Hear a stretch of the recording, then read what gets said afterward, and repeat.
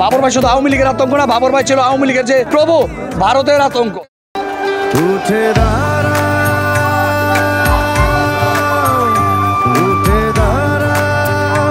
আমার সোনার বাংলা, তোমার মাটিতে আজ প্রাণের জোয়ার, শহীদের রক্তে রাঙায় দেশটায় আমার, খুলে গেছে আজ সব স্বপ্ন দুয়ার।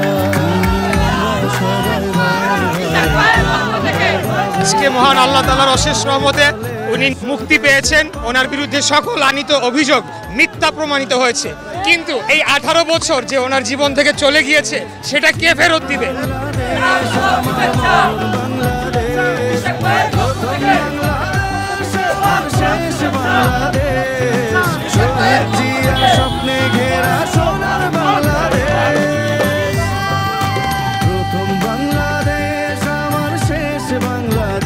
এই বাংলাদেশের জন্য, জনগণের জন্য, স্বাধীনতার জন্য, গণতন্ত্রের জন্য আমার যদি জীবন দিতে হয় তাও আমি দিব ইনশাআল্লাহ।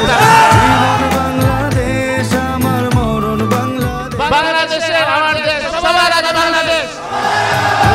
বাংলাদেশ আমার শেষ বাংলাদেশ, শহীদ জিয়া স্বপ্নে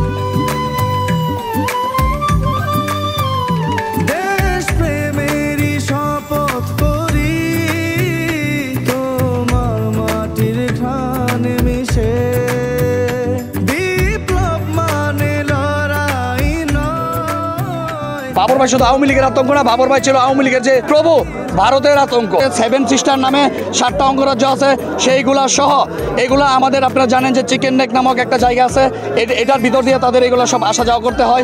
সেই 7 সিস্টার তারাও আলাদা হচ্ছে ভারতের, সেইতে শুধু আমরা নয়, পার্শ্ববর্তী যত দেশ আছে সবাইকে শোষণ করতে চেয়েছিল, এবং তাদের যে অঙ্গরাজ্য আছে তাদেরকেও ভারত চাপে রাখে। তারা ভেবেছিল বাবর ভাই একটা আতঙ্ক। প্রথম বাংলাদেশ আমার শেষ বাংলাদেশ, শহীদ জিয়ার স্বপ্নে ঘেরা সোনার বাংলাদেশ। মানে এই যাবৎকালে সর্বশ্রেষ্ঠ স্বরাষ্ট্রমন্ত্রীর দায়িত্ব পালন করেছে, প্রতিমন্ত্রীর দায়িত্ব করেছিলেন বাবর ভাই। কারণ বিএসএফ একটি গুলি করলে 10 বার ভাবতো বাবর ভাইয়ের নাম।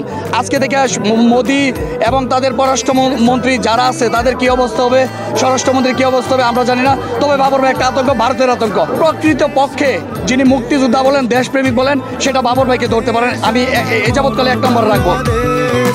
প্রথম বাংলাদেশ আমার শেষ বাংলাদেশ, শহীদ জিয়ার স্বপ্নে ঘেরা সোনার বাংলাদেশ।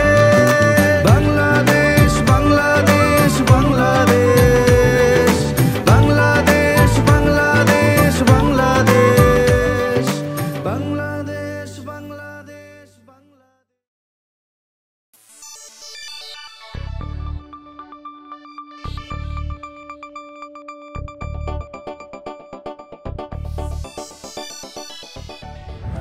আপনারা দেখছেন প্রবাস বার্তা।